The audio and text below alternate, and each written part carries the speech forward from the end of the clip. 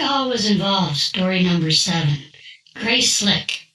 Jefferson Airplane was banned from playing amplified music in Golden Gate Park back in the early 70s.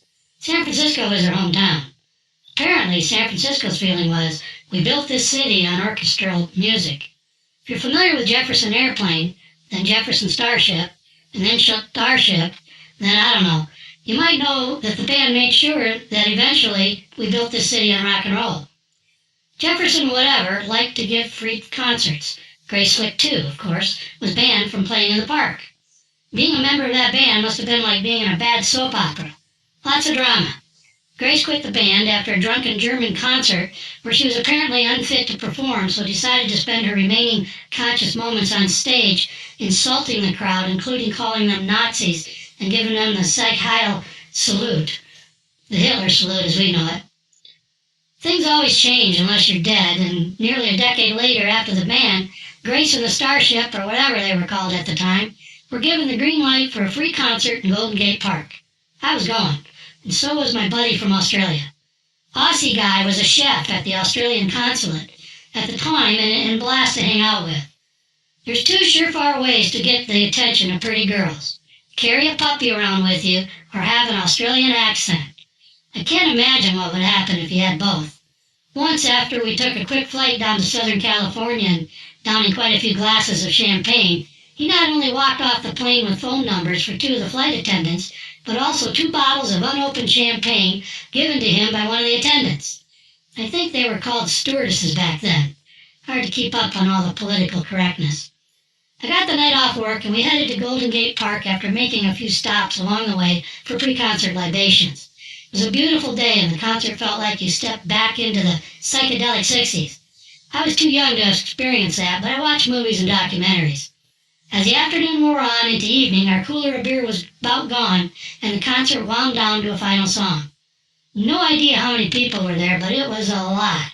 As we began to make our way to the edge of the park, we came across a crowd of people watching a fight. But this was no ordinary after-concert or bar parking lot fight. This was a murder. A group of boys or young men, maybe 5, 6 of them, were beating a long-haired bearded guy with what looked like clubs, sticks, or bats. He was already on the ground in the fetal position, but they were kicking him and hitting him. The crowd just stood there watching. I looked at my Aussie friend and he said something like, "They're killing him." He said, "We can't just do nothing, let's go."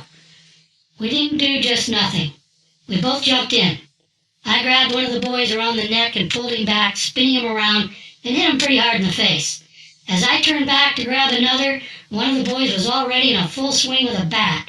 He hit me square in the chin and knocked me down, but not out. I had no idea where my Aussie friend was, but I was ready to keep going just as about a dozen policemen showed up, tackled and handcuffed the perpetrators. I composed myself from the fury side in me, and long enough to see a TV crew standing amongst the crowd filming the entire event. Not a single person jumped in to help that poor guy on the ground, or my Aussie friend and me, who were clearly outnumbered. I was incensed. I was escorted to a parking area where police cars and 2 ambulances were parked with lights flashing. I still don't know where my Aussie friend was. I was bleeding pretty good. I took off my shirt and held it tight against my wound. A couple of policemen were trying to take my statement. They asked me to come over and identify one of the boys. As we approached the police car, I could see one of the boys in the back seat, handcuffed and trying to kick the windows out from inside the car. He looked like a caged animal trying to escape. I identified him and was told that they think they were on something, maybe PCP. I was taken to an ambulance where my chef buddy was laying on a gurney. He was bloodier than I was and pretty badly hurt. I sat in the back with him and the ambulance attendant while we rushed to the county hospital. They took him off into the emergency room and I had to sit out in the waiting room. County hospital was a busy place on the weekend. I just had a cut on my chin. I could wait. I was checked out for any other injuries, sewn up, and released. I made a beeline for the saloon near Nob Hill where I lived at the time. I needed to share my story with somebody. This was before cell phones, so I had no way of contacting my Aussie friend directly to see how he was doing, and I wasn't family, so visitation was out.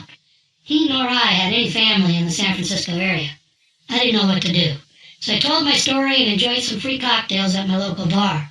The 11 o'clock news came on the TV behind the bar, and there we were. Aussie chef and a guy just trying to stop a murder, swinging as hard as he can, while a large group stood and watched. The guy on the ground was in critical condition. No word about the condition of my friend, or neither of our names were mentioned. But there we were on the 11 o'clock news in living color, in case anyone in the bar didn't believe my story. The whole scene on TV incensed me all over again. What's wrong with people? Why don't they care about other people, I wondered, while staring at the ice floating in the top of my drink. I met a lot of people at that saloon. Sometimes when the bar was closing, there would be after parties at someone's apartment. I volunteered one night for everyone to go to my place, which was a studio apartment, maybe large enough for 8 people or so. About 20 showed up. Someone put my Sister Sledge album on, and we turned We Are Family up really loud. There were people dancing everywhere, including the kitchen. The police came soon after and told us to turn it down. I tried, but it didn't take. Another knock at the door was my neighbor, a nurse. She was not happy. I kicked everyone out just moments before the same 2 policemen came back to the door. What music? I asked in a smart-ass tone. They were more than happy to leave without further discussion. I didn't realize until the next morning that through all this there was a guy sleeping in my old-fashioned clawfoot bathtub. I'm sure I used the bathroom before going to bed, and not sure how I missed him. Okay, maybe I know why. That same guy had a roommate that also hung out at the saloon. They were both from Massachusetts. His roommate was competitive like me. We always argued about who would beat who in tennis. We sounded about equally matched according to our high school accolades. We finally put the argument to rest when he beat me in a tiebreaker. The owner of the saloon came and set up a little table stand and sold drinks courtside at a city park tennis court while his wife watched the bar. We all headed back to the bar for happy hour, which turned into hours of argument between the 2 tennis players as to who was the better swimmer. I'm actually not that great of a swimmer, but I loved arguing with this guy from back east and watch him take himself way too seriously. I had to be saved by a lifeguard once at Bible camp when I tried to swim out to the lake raft where all the big kids were hanging out. I was too young and too tired to keep dog paddling. As midnight came and went, some brilliant bar patron suggested that we end this argument with a race down an aquatic park from the beach out to the first buoy. I walked by Aquatic Park down by Pier 39 area before and thought I knew about how far that buoy was. I've had enough drinks. I'm in. So was he. We put $100 on it just to make it count, and if someone chickened out, then they forfeited. The bar emptied and we jumped into a bunch of taxis.